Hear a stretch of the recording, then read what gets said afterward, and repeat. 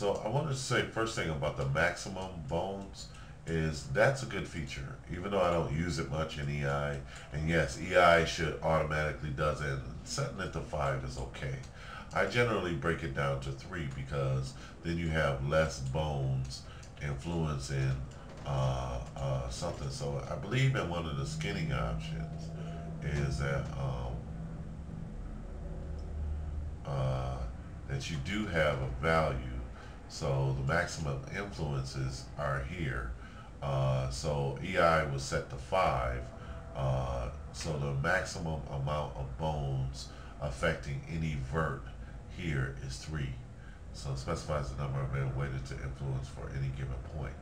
So that's a good feature. So I wouldn't say delete it or make it automatic because there are times when you would want to, depending on the skin. Like if I only had 2 in here, I would only want 2 things here. So even let's say here, I could actually put this to probably 1 and get some of the features, some of the problems that I had with this working better. So here's the problem, is that there's bones on the arms influencing this ear.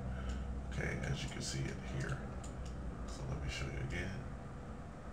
Okay, so this should not be moving. And so, you know, I don't know if it's updatable because I don't usually use it. I just set it to 3 because then that's just less bones I have to worry about when it actually when it actually comes to working with this. All right, talking to should come into. So if I set this down to 1, I don't know how well it's going to work. It says you must select at least 1 joint. So let's say here, here, here, and see if that works. It's already connected. So it probably won't work unless I detach it. So let me see if I could detach it and put it back on to this really quickly. So I'll say detach, and then I'm going to try to attach it 1, and so here I have only 1 bone influence up this chain here because this is such a structure that is so isolated that I don't want any of the stuff below it affecting it. So here, so now as you can see, I don't have any influence of this affected, but I do have this. So I do have to, you know, again, and it's probably with this head being so wide and so fat, I probably could just use a bone that would influence it here to the ears, and that's probably the best way. Matter of fact, I don't know why I didn't actually think to do that because I got it. It's not fully rigged. This rig is not fully rigged. I mean, I had to put bones up in here anyway. So so always helps. So always helps. I tell you, 2 heads are always better than 1, even if it's a big fat baby head brain or whatever. Anyway, so that's just one way that particular thing does help. This is not fully skinned, and I don't think this is the last edit of this. One thing I also want to say is consolidating. You know, I mean, just the amount of windows that you have to fly around, and that's why we were asking for user customizable user interface. So if I was skinning, I could bring up all the skin windows and have a set where just all my skin windows are in one place. So I could say skinning, grab something and say skinning, and it's like a emotion builder. You have different layouts for different sets. So I can have a skinning layout or consolidate everything. You know, actually program it or make a customizable, user definable user interface layout, and you can define your environment to be what is most suitable to you. So so that's that, and one other thing is like smoothing. You really, it's not a Maya thing. You really just can't smooth. Like, first let me show you this here, like joints, you know, in EI, an end joint is just an effector. So this is actually the bone influence in EI. In Maya, it's only the joints, as you mentioned, as Brian mentioned. Uh, this is actually the joint is actually an influence object. It's a pivot. Whereas if you did this in EI, it would be just an end joint. So I really enjoy this rig because I basically tried to make it just like the ready rigs. And so this is what I would want. This rig is what I would want, a minimal rig in EI and the functionality. I'll show you the rig later, but just want to show you this.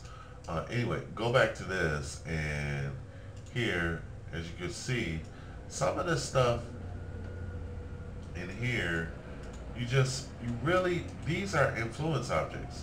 So you really can't, this is the name wrong, is it? No, left, right. Okay, so with some of these, you really can't paint them. You know, you need an averager. And even in Maya, you know, the smooth operations, you have to have that in order to, especially if you're working with one bone per map, then this stuff really becomes paramount, and you gotta have it. And then hold weights. This is something I didn't start using this until a couple of months ago, because I was just basically getting along and everything was where it was supposed to be. But you know, this kind of throws other people because Maya does normalize. It does average. It constantly averages, and so you have to average because you always have to have a value of 1. And I think that was something that Brian's tutorial really helped pull out, is that you can never go to blank. You know, 0. It always normalizes. So with this stuff, you can't paint in joints like this. You're not going to be able to paint that. You're not get it correctly. You know, you have to have the system normalize it for you. So that would be the armpit, and then the armpit right, and then you want to hit a hold on it, you know, to get it the way you want, so it's smooth, and that's it. And then you won't have, you know, you can't, like, see here, I mean, if it normalizes, it'll normalize in any old kind of way that is right, and then you have to smooth it. And then once you get it smooth, you have to hold it, or it will normalize again, or average it, and then it'll cause a problem. You know, and there's no way around that. You know, once you do it, you gotta hold it. You know, and I think that's a lot of people had a problem with that. You know, it's hard because all of this information is not documented. It's not documented. So it was like, after working with it, after, you know, a certain amount of experience, then I started to get it. You know, you gotta normalize that stuff. Sorry, smooth it, and then hold it, and then if you go back, then it'll, you know, and it's still really, you know, it's still a little tricky. And then that's why I was going to show you. All right, I showed you that with the other thing, but normally I would use the component editor for if I wanted to get rid of certain stuff, like on here. I wanted to show you this. I didn't want to make this video long, but if I went back into here, I could actually show you the component editor, how the component editor just allows you to take out certain things, but then you would have to have the mesh. You would have to be able to address the mesh, and in order to affect actual vertices. And I don't want EIA to start thinking in that terms, you know, as because if they start thinking like that, then you know, then they'll talk about we have to rebuild the whole system. Anyway, I just wanted to give you an idea of maximum and smoothing. You have to have smoothing, and this is literally the basic rig that I would want. You know, this is really a sample of basically the ready rigs, but made in Maya. And so if we had things like Spine IK, you know, I made this, I basically the would be EI rig. So spine IK would be a nice feature. Set driven keys on some of this stuff to make certain things easier to work with.